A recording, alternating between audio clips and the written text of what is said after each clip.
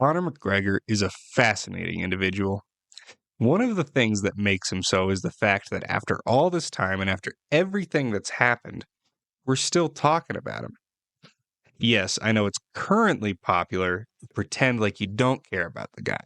But the reality is, many of us and many of you would not be watching mixed martial arts if it weren't for him. He got a whole generation of people into the sport. Conor was the face of the UFC, but now he's not. Now he's actually something bigger. He is his own entity. He is a force bigger than the promotion of the UFC, maybe even bigger than the sport of mixed martial arts. And with him being so big, many people ask the question, why would a guy like that even want to come back? And it seems like he doesn't. After all, he was scheduled to last summer against Michael Chandler, and then he pulled out due to a broken toe of all things. Or, if you believe Chael Sonnen, he was checked in the rehab. But either way, the fight didn't happen.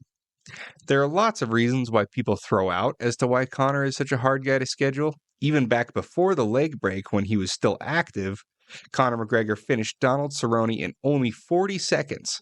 But it took him 1 year to get that fight booked. And when you look at that from the perspective of a fighter's prime, or from a fighter's career, that is 1 year of a fighter's prime traded for only 40 seconds of performance time.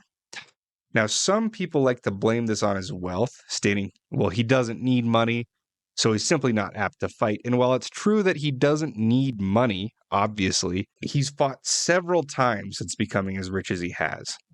Like with the Khabib fight, which was his nightmare matchup at 155 pounds, he fought that immediately after making $100 million from the Floyd Mayweather fight. Conor has simply just been rich, and he was staying in a $10 million mansion before the Chad Mendes fight. So why does it take him so long to actually get in the cage? While the partying and the drugs certainly has something to do with it, the reality is the UFC does not like it when Conor fights. And that might seem confusing. You might wonder what I mean by that, because obviously Conor makes him tons of money and he sells tons of pay-per-views. But the reason the UFC doesn't like it when that happens on normal cards is because normal cards typically contain at least one, if not two, title fights. So unless they build Conor his own pay-per-view specifically for him to be the main event of, he's going to have a champion fighting on his card, and champions get a pay-per-view percentage bonus. They don't want to have to cut a huge check to one of their champions just because he or she happened to fight on the same card as McGregor. Furthermore, the UFC knows he doesn't have many fights left on his contract, and the UFC does not want him to become a free agent. So with all that being said, is Conor coming back or is he not? He did tell us that he was going to come back, and then when he began working on his political bid for Irish presidential office, he stated once again that he was done.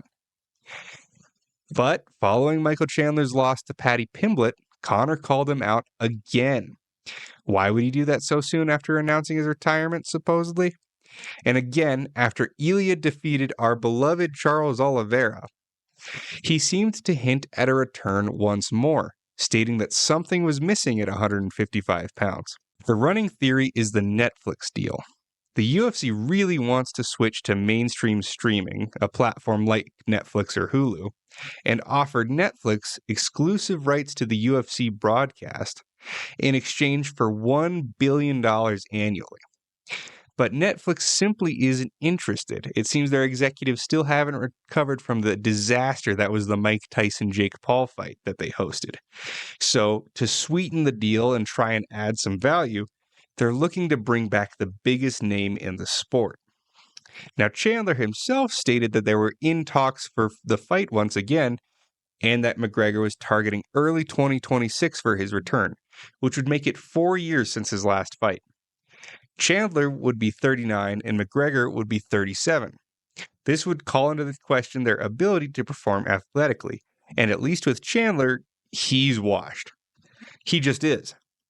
The performance against Paddy was pretty poor. It's clear that Chandler was never very technical. He's always been more of an attribute fighter.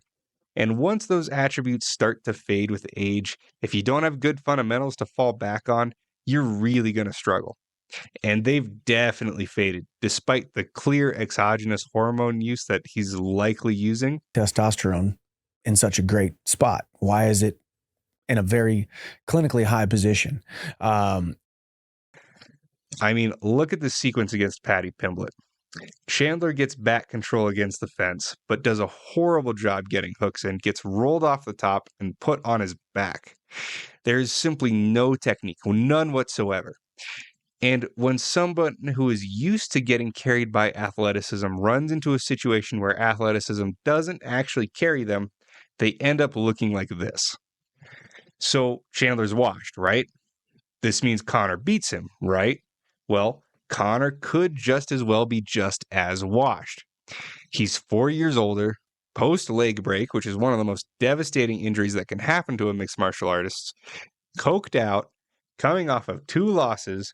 And while I don't think there's anything in those 2 fights in particular to suggest that he's washed per se, who knows what kind of effect that damage could have combined with the 4 years of inactivity. Conor could just as likely not have it anymore. So what do we have to work with?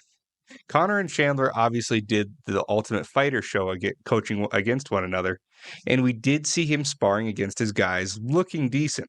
Furthermore, like I said earlier, at no point during Conor's career have we particularly seen a time in a cage where he ever looked washed or past his prime. Some people do disagree with that statement, but their analysis typically boils down to something very simplistic like Conor McGregor was winning these fights and then he started losing these fights, so he must be washed. They don't really go into anything specific technique-wise or attribute-wise that would be declining. The only thing that I might classify in that is a statement I hear like, prime Conor McGregor beat Dustin Poirier.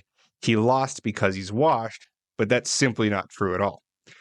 For one, Conor McGregor was far better in the rematch. He simply was.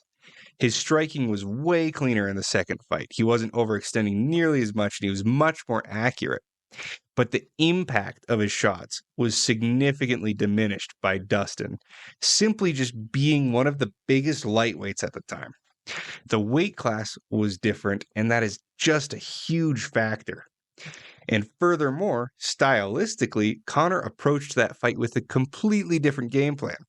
He went into fight one very kick-heavy, operating off of counters primarily when it came to any sort of boxing exchanges. In the second fight, however, he was pressure fighting, using both a boxer's stance and style. So while it's not a really super fair comparison, the fight played out very differently due to a multiplicity of factors, but none of them come down to him being washed. So when it comes down to it, we really don't know if Conor still has it or not. And there's a lot of questions to be asked here. But the reality is, I don't actually think any of that matters. I honestly think a washed, coked out McGregor would still beat Chandler. Because Chandler has always had one style, and that's been to rush at you with huge telegraph strikes, usually overhands. And he's always been carried by his athleticism through his whole career. Conor McGregor has always done his best work when his opponents blitz him with their chin in the air, vulnerable to counters. His style is perfect for a guy like Chandler, who rushes in wildly, telegraphing big strikes recklessly. And based on Chandler's last 2 fights, this hasn't changed. The one big what if is, of course, how is Conor going to look? But Conor does have fundamentals to fall back on, even if he ends up being slower or less athletic. And he has shown to be very disciplined in his striking form and to have put in a lot of work in the wrestling rounds in his time off. So in reality, it seems like this fight should not be close.